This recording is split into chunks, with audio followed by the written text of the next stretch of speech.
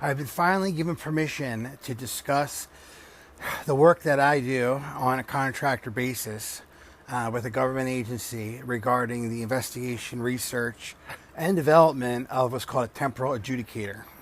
I'm putting some of the schematics up, and this is an incredibly rare and interesting picture of the portal that is created by the adjudicator. Basically, the adjudicator not only allows someone to move through time in actually a very limited sense. You can't go incredibly far into the future, and you can't go very, very far back either way, but you can go essentially a few years in either direction.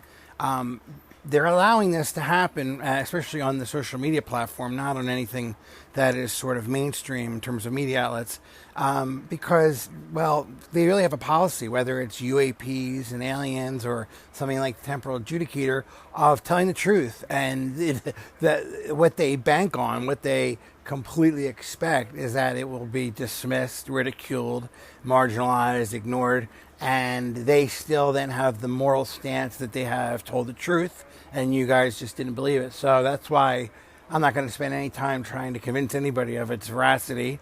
I'm just telling you about my experience. So here's me going through it.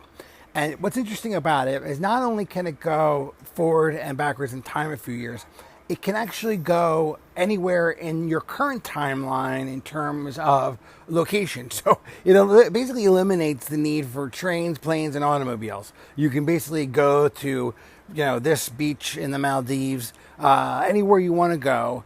It's simply an adjustment on the adjudicator technology that allows you to go. I mean, that's actually how the technology first got developed, was trying to just simply create a technology that allowed essentially like a Star Trek beam me up Scotty, transferring someone from one place to another. It was then later found that through basically the synchronization of certain wavelengths on the adjudicator, that you could affect a movement away or beyond one's timeline or backwards.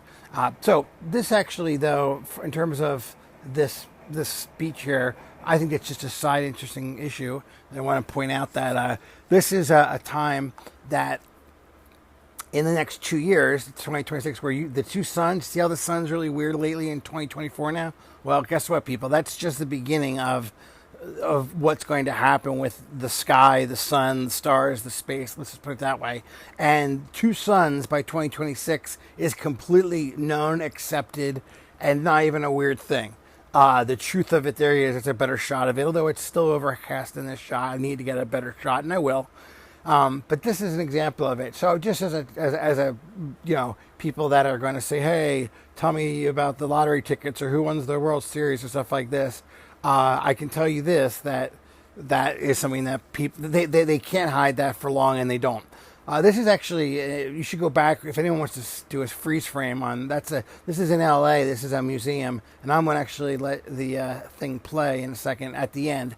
But here's me putting in, for the 5100, and it's an old IBM legacy machine. John Titor has first mentioned this in terms of a time travel technology. And this is actually loosely based on the Titor model, but this is a bit different. But there I am creating a portal by just putting in the right circuit board into the 5100. Doesn't even need to be plugged in because it has what's called a latency charge. But this is, I'll show, I go through this, and this is another example of a little bit of a different portal than the first one that you saw. But nonetheless, this one is completely effective and basically shows the space-time distortion that's created. Now, once you go through the portal, everything sort of regulates, and you're able to see things in the normal sense. But if you look back, this is, the portal will remain for approximately an hour, sometimes even two, depending on the charge, the latency charge of the 5100 that you're using as your primary temporal adjudicator.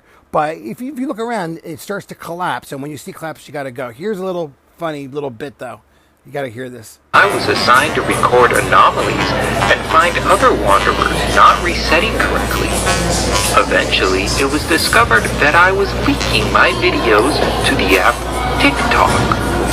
Although there was no way for admins to stop me, this was eventually put to an end with the ban of TikTok in the year 2025.